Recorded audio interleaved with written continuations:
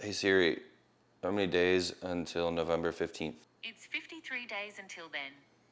We are 53 days out, baby. Yesterday was my first full workout back in prep, like in prep mode. I kind of took last week post-show to kind of take a little bit of a deload. I was a little bit looser with my food. I had a lot of food to work with. Like we had like 375 grams of carbs, like 60 grams of fats, and 225 grams of protein. So I had a lot of food to work with. So I incorporated some things that weren't super great. Still tracked them all, but I was eating a lot of processed foods. Like had some Oreos. I had some like little cheesecake bites that I bought from like Trader Joe's.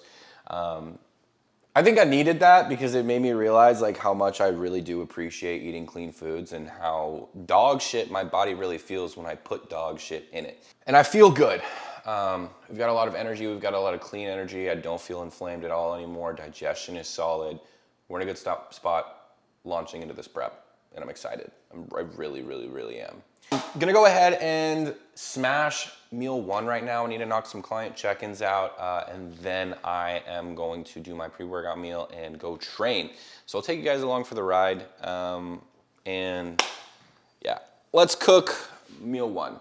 I feel like this is a good opportunity for me to show you how exactly I meal prep. So this is how I meal prep. Shit.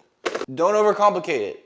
I feel like when we're talking about meal prepping, people overcomplicate the shit out of it because they feel like they have to do everything at once. Like they have to cook their chicken, they have to cook their beef, they have to cook their rice. They need to make sure that they have 20 different fucking Tupperwares cleaned, lay them all out on the counter, and then just weigh everything out. And it's like this 3-4 hour long fucking process.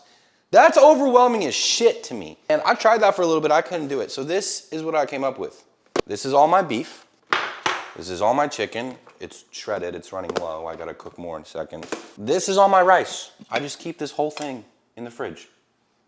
And then whenever I need a meal, like I do right now, I just grab a meal prep container or bowl, whatever, my scale, angle you down. I put meal prep container on the scale, grab my beef, which is what we're gonna be using today.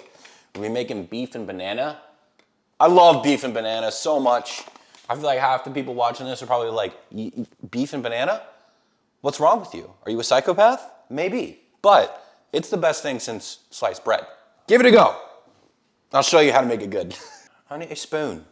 Now I got 130 grams of ground beef, and all we do is just pour it from one container into another container. And that's literally it. 130 to the gram. Perfect. But yeah, like I was saying, like don't overcomplicate meal prepping. Like I just cook a bunch of beef, I cook a bunch of rice, and I cook a bunch of chicken. And if either of those start to go low, I just make more. Work smarter, not harder. And then if you are out of the house and you need to have meals like on the go, like you can just weigh everything out either the night before or the morning of, and you're all set. You're locked and loaded, you're ready to go. To me, doing it that way is like way less overwhelming than just doing it all at once. So hopefully that helps somebody watching this. This is the way that I've been able to keep a sustainable diet for like the past 2 years now. So, oh shit, I get myself sourdough. Oh yeah. Also, I figured out a couple of months ago, this thing called a farmer's market exists and they sell fresh sourdough. Have I been able to eat fresh sourdough for the entirety of prep? No, but I have carbs now, so, dude, this is beautiful. Like, fresh sourdough is a game changer. It's the, no! Damn, I totally just, I'm sorry. That's pain. If you didn't see that, I dropped a slice. I pre-cut like one slice of sourdough and I forgot that I did it, and then I pulled it out and I dropped it and I stepped on it. So we're not gonna be eating that slice. Fresh sourdough, baby. How much do I need? 44 grams. We'll do, that's about 2 slices. Uno slice. All right, back to the beef. Another thing I've really tried to do, like, you know, with my brain being ADHD as fuck, is sometimes I can get really messy. So I've realized after 25 years of being an ADHD fuck, I need to just put things away when I finish using them, otherwise they're not gonna be put away. So like the second that I'm done with something, it goes away. So when I'm cooking, I get sourdough out, I cut the sourdough, I put the sourdough back. It sounds simple, but it took me 25 years to figure out. And then we will also start prepping a banana. I'll show you how I cut bananas too. Watch. So you grab a knife. You can go up more for this one. Dude, also, look at the size of these bananas. That's definitely above average. Zip it. All right, what do you guys think? Do you think that one of these bananas is 150 grams? Because I gave myself 150 grams of banana for this meal, and I saw these and I was like, yo, hopefully these are 150 grams of banana. We'll find out. Because this thing is pretty large. That's a big banana. Okay, so this is how I prep it, okay? Watch carefully. I take banana. I peel banana back like this, all the way down to the point where I can just yoink. I messed up. That was supposed to be really clean and clever, and it was not. Okay, and then you take your knife, you cut one slit. I'll show you like this. One slit down the middle like this.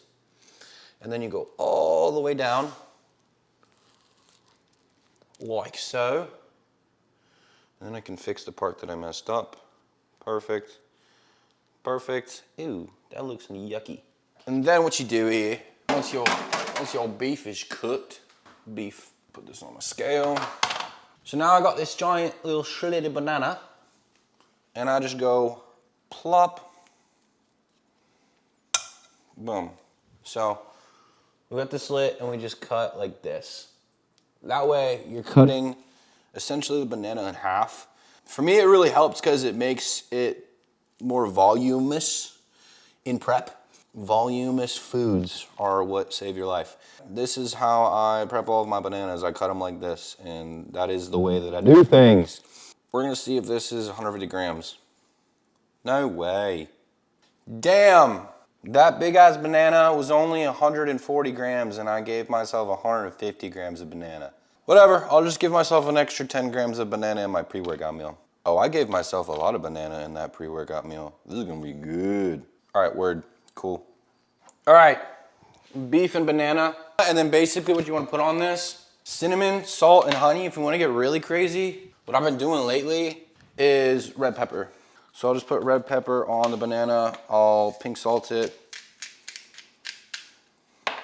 We're not tracking the sodium right now. And then we cinnamon in it.